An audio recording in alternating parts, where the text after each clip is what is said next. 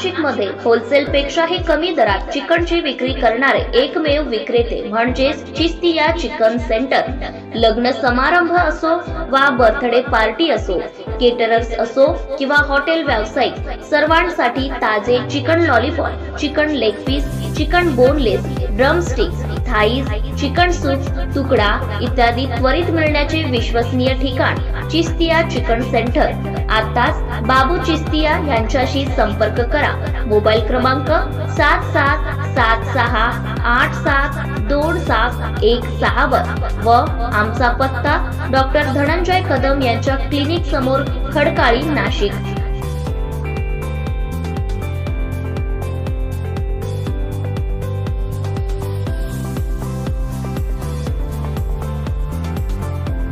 सध्या देशभरात नीट परीक्षा घोटाळा मोठ्या प्रमाणात चर्चेत आहे।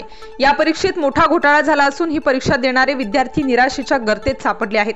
या विद्यार्थ्यांची बाजू घेण्यास कोणताही राजकीय पक्ष तयार होताना दिसत नाही। नीट परीक्षा घोटाळ्याचा फटका बसलेला 10 विद्यार्थ्यांनी आत्महत्या केलेल्या आहेत। याची जबाबदारी कोण घेणार? अजून किती काळ विद्यार्थ्यांच्या भवितव्याशी खेळणार असा प्रश्न आता उघडपणे विचारला जातोय। नीट परीक्षा घोटाळ्याची उच्चस्तरीय चौकशी करावी अशा असंख्य मागण्यांचे निवेदन राष्ट्रवादी विद्यार्थी काँग्रेस नाशिक यांच्या वतीने जिल्हाधिकाऱ्यांना देण्यात आले। या निवेदनात प्रशासनाला अनेक प्रश्न विचारण्यात आले आहेत, जसे की 67 विद्यार्थ्यांना 720 पैकी 720 मार्क कसे पडले? हरियाणामध्ये एकाच केंद्रात 7 विद्यार्थ्यांना 720 पैकी 720 मार्क कसे पडले? 14 जूनचा निकाल 4 जूनला कशासाठी जाहीर करण्यात आला? नॅशनल टॅलेंट एजन्सीने या संपूर्ण परीक्षेची जबाबदारी घेतली होती। या एजन्सीची सर्वोच्च न्यायालयाच्या देखरेखीत सखोल चौकशी करावी अशी मागणी या निवेदनात करण्यात आली। तसेच संबंधितांवर कारवाई न झाल्यास राष्ट्रवादी विद्यार्थी काँग्रेसच्या वतीने तीव्र आंदोलन करण्याचा इशाराही यावेळी देण्यात आला। यावेळी राष्ट्रवादी विद्यार्थी काँग्रेस शरदचंद्र पवार गटाचे जिल्हाध्यक्ष ॲडव्होकेट तुषार जाधव, शहराध्यक्ष भावेश राऊत, युवक प्रदेश पदाधिकारी दीपक वाघ, जिल्हा कार्याध्यक्ष करण आरोटे, भावना जावडे आदींसह पदाधिकारी आणि विद्यार्थी मोठ्या संख्येने उपस्थित होते। वैद्यकीय परीक्षेच्या प्रवेशासाठी जी एंट्रन्स घेतली जाते नीट परीक्षा, त्या नीट परीक्षेमध्ये जो घोळ झालेला आहे, काही विद्यार्थ्यांना 67 विद्यार्थी असे पूर्ण देशात त्यांना 720 पैकी 720 मार्क पडलेले। हरियाणामध्ये काही विद्यार्थी असे 7 विद्यार्थ्यांना 720 पैकी 720 मार्क पडलेले। जर निगेटिव्ह मार्किंग या परीक्षेमध्ये असेल तर पैकीच्या पैकी मार्क कसे पडले जातात? तसेच काही विद्यार्थ्यांना ग्रेस मार्क देऊन देखील काही विद्यार्थी त्या यादीतून वगळलेले। या परीक्षेची एक उच्चस्तरीय चौकशी व्हावी।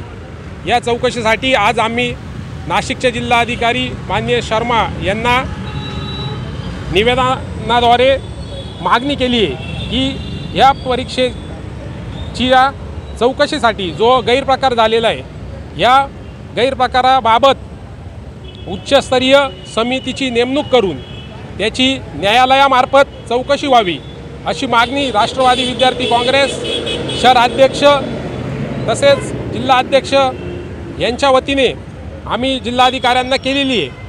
ही चौकशी नाही झाली तर एक मोठ्या प्रमाणात राष्ट्रवादी विद्यार्थी काँग्रेस या जिल्हाधिकारी कार्यालयावर आंदोलन करील अशी देखील त्यांना सूचना दिलेली आहे। त्यामुळे आमची मागणी एकच आहे की जो नीट परीक्षेमध्ये जो गैरप्रकार झालेला आहे, जो घोळ झालेला आहे, याची उच्चस्तरीय चौकशी व्हावी। या चौकशीसाठी एक समितीची नेमणूक करावी ही आमची मागणी आहे। स्टार न्यूज साठी मोहसिन पठाण, नाशिक।